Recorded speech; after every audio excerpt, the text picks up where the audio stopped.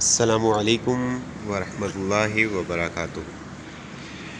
آج ہم 7ویں جماعت اسلامیات کے کتاب ہمارا پیارا دین کا سبق نمبر 10 جو کہ ہے چغل خوری، اس کے بارے میں پڑھیں گے۔ چغل خوری کیا ہے اس کے بارے میں پڑھیں گے۔ دو آدمیوں کے درمیان جھوٹی سچی باتیں بیان کر کے ایک کو دوسرے کے خلاف بھڑکانے کا نام چغل خوری ہے۔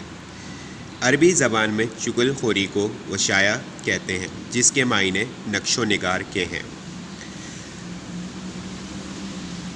کیونکہ چغل خوری میں خوب نمک مرچ لگا کر نہایت چرب زبانی کے ساتھ باتیں ایک جگہ سے دوسری جگہ پہنچائی جاتی ہیں، یہ کام زیادہ تر زبان سے لیا جاتا ہے، لیکن چغل خوری میں اشارے، کنایے اور تحریر بھی شامل ہے۔ اسی لیے صرف زبان سے ایک کی بات دوسرے تک پہنچانا چغل خوری نہیں، بلکہ اس کی مکمل تعریف یہ ہے کہ ایک شخص کی ایسی بات یا کام کو دوسرے تک پہنچانا جس سے دوسرا شخص بدگمان ہو جائے۔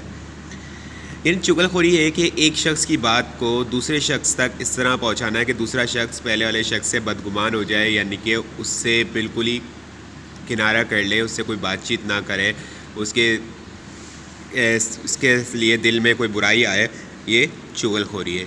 اچھا، چغل خوری میں یہ ہوتا ہے کہ ایک چھوٹی سی کوئی بات کو آگے تک پہنچانا اور اس طرح دوسرے تک پہنچانا کہ خوب نمک مرچ مسالہ لگا کر اس میں اور بھی بہت ساری باتیں شامل کر کے دوسرے تک پہنچائی جاتی ہیں۔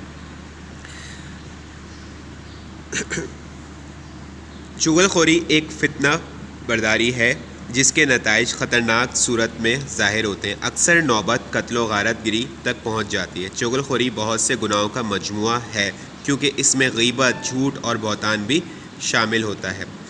عرب کے لوگ چغل خوروں کو ہیزم بردار کہتے تھے، یعنی جس طرح لکڑیاں بیچنے والے لکڑیاں چن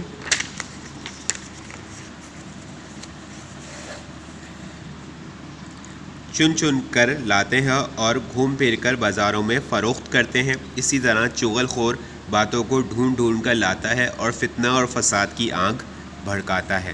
یعنی چغل خور کا کام یہ ہے کہ ایک جگہ سے بات سنتا ہے، دوسری جگہ تک بات پہنچاتا ہے، دوسرے شخص تک بات پہنچاتا ہے، اس میں خوب نمک مرچ مسالہ لگا کر بات کو بڑھا چڑھا کر بیان کرتا ہے، اس میں اور بھی من گھڑت باتیں یعنی جھوٹی سچی باتیں اور شامل کر لیتا ہے۔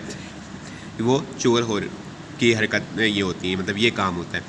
قرآن مجید میں ابو لہب کی بیوی کو حمالۃ الحطب، یعنی سورت جو ہے تبت یدا جو صورت آتی ہے اس کا آخری ورڈ جو ہے حمالۃ الحطب، تو اس میں جو ورڈ جو یوز کیا گیا ہے وہ ابو لہب کی بیوی کے لیے یوز کیا گیا ہے، استعمال کیا گیا ہے، یعنی کہ اسے آسان ورڈنگ میں ہیزم بردار کہا جاتا ہے۔ ہیزم بردار کیا ہے اس کے بارے میں ابھی میں نے بتایا، یعنی کہ وہ ایک جگہ سے باتیں سنتے دوسری جگہ تک پہنچاتے تھے اور اس میں خوب نمک مرچ مسالہ بھی لگاتے تھے اور اپنی طرف سے بھی بہت ساری باتیں اس میں ایڈ کر دیتے تھے، اور اس طرح باتیں شامل کی جاتی تھیں کہ وہ دوسرا شخص پہلے شخص سے بالکل ہی بدگمان ہو جاتا تھا۔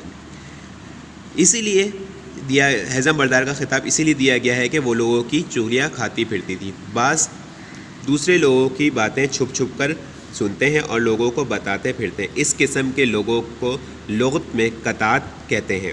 ان کے بارے میں رسول اللہ صلی اللہ علیہ وآلہ وسلم کا ارشاد گرامی ہے، لا يدخل جنت قطات، یعنی اس کا ترجمہ یہ ہوگا چغل خور جنت میں داخل نہ ہوگا۔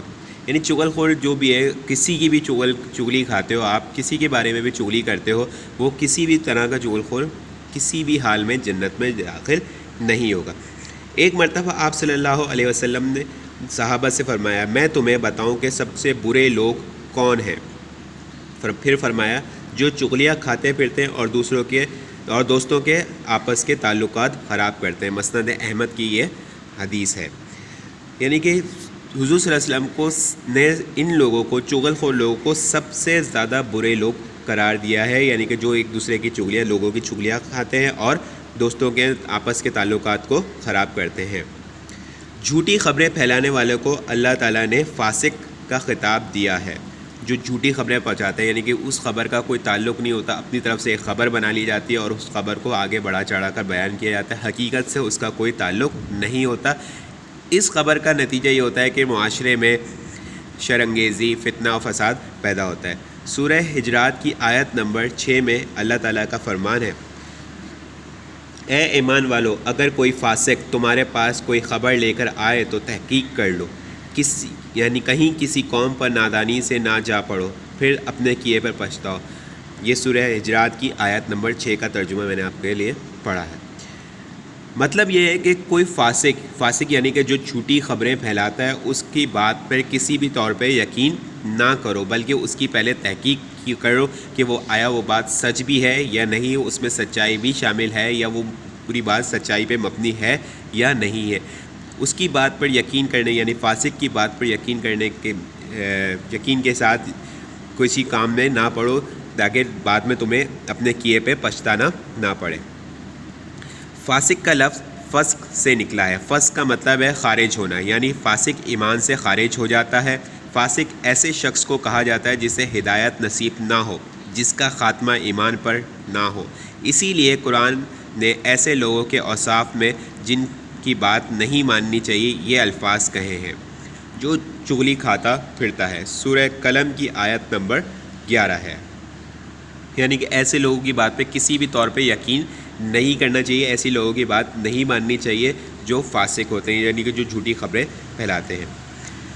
اچھا، اب یہ برائی کن لوگوں میں ہوتی ہے؟ یہ برائی زیادہ تر ان لوگوں میں موجود ہوتی ہے جو نہایت ہی پست حوصلہ اور ناقابل اعتبار ہوتے ہیں۔ ان کے دلوں میں بغض اور کینہ بھرا ہوتا ہے، وہ لوگوں سے انتقام لینے اور یا کسی عزت دار شخص کو بدنام کرنے کے لیے یہ حربہ استعمال کرتے ہیں۔ ایسے لوگوں کے شر سے بچنے کے لیے قرآن مجید نے ایک ہی طریقہ بیان کیا ہے، یعنی ایسے لوگوں کی بات نہ مانی جائے یعنی کہ وہ بول بھی رہے ہیں، ان کی بات سنی انسنی کر کے اگنور کر کے اپنے کام سے کام رکھا جائے، ان کی بات ہی نہ سنی جائے جو اس طرح کے لوگ ہوتے ہیں، کیونکہ اس طرح کے لوگ آپس میں فتنہ اور فساد بھڑکاتے ہیں، تعلقات خراب کرتے ہیں، نفرتوں کی آنکھ بھرتی جس سے معاشرے میں قتل و غارت اور بعض دفعہ تو قتل و غارت تک بھی نوبت آ جاتی۔ تو ایسے لوگوں کی بات بالکل ہی نہیں سننی چاہیے، قرآن پاک اس بات کا ہمیں درس دیتا ہے۔ یہ ایک چھوٹا سا چیپٹر تھا طالب علموں، اس چیپٹر کا کام آپ کو واٹس ایپ پہ دستیاب ہوگا۔ السلام علیکم ورحمۃ اللہ وبرکاتہ۔